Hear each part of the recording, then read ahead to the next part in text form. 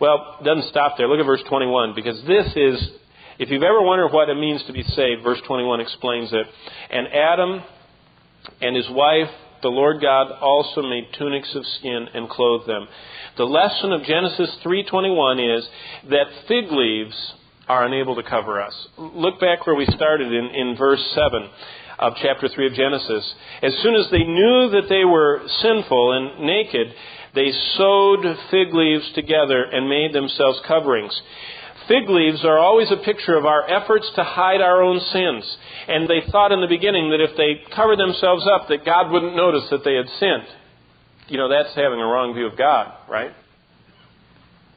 But God says, when you believe me, then you get rid of your fig leaves, which is your own works of righteousness. And you'll trust in a substitute. Now listen. The provision of animal skins in verse 21 of Genesis 3 by God is the start of the beautiful pathway that ends up at the cross of Christ. Listen to this. In Eden, there was one sacrificial death of an animal that covered the sins of one person.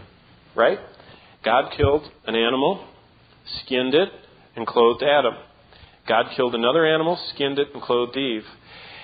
Later, in the next book, in Exodus, at the Passover, a sacrificial lamb, we learn, could cover a family.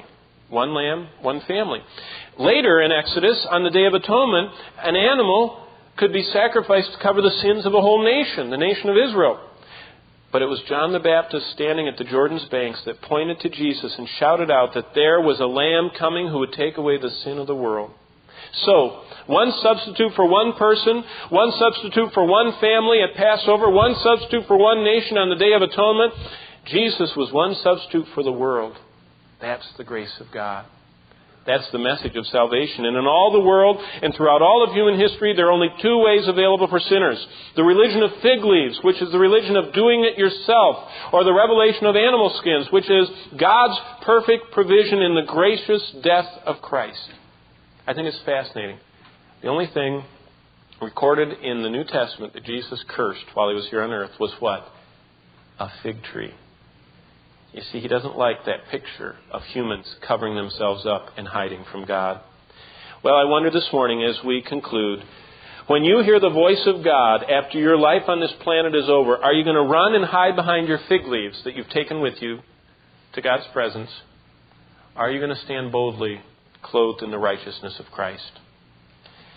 I want to read 3 verses from Matthew 22 to leave them with you before we go. Turn to the New Testament, Matthew 22, because Jesus comments on this condition in Matthew 22, and he tells a haunting story of a future day. The ending should catch our attention. It's Matthew 22, and I'm going to read 11 through 14 before we go. It says this, "But when the king came to see the guests that he had invited," remember, this king invites everybody, goes into highways and byways and says, "Come on to my feast." That's the gospel message going all the world, inviting people to come to Christ. When the king came to see the guests, he noticed there was a man who was not wearing wedding clothes. Verse 12, "Friend," he asked, "how did you get in here without wedding clothes?" The man was speechless. And the king told his attendants, "Tie him hand and foot, throw him outside in the darkness, where there will be weeping and gnashing of teeth. For many are invited, but few are chosen."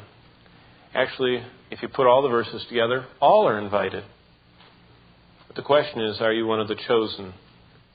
You're chosen if you're clothed with the righteousness of Christ. When you hear the voice of God someday, are you going to try and make it in His presence with the fig leaves you've been building your whole life? You've given money and you joined the church and you were baptized. You've been kind of a nice guy and you aren't as bad as those other people. Are you going to stand before Him undone and say, "I am guilty, vile, and helpless, but Jesus Christ died in my place"?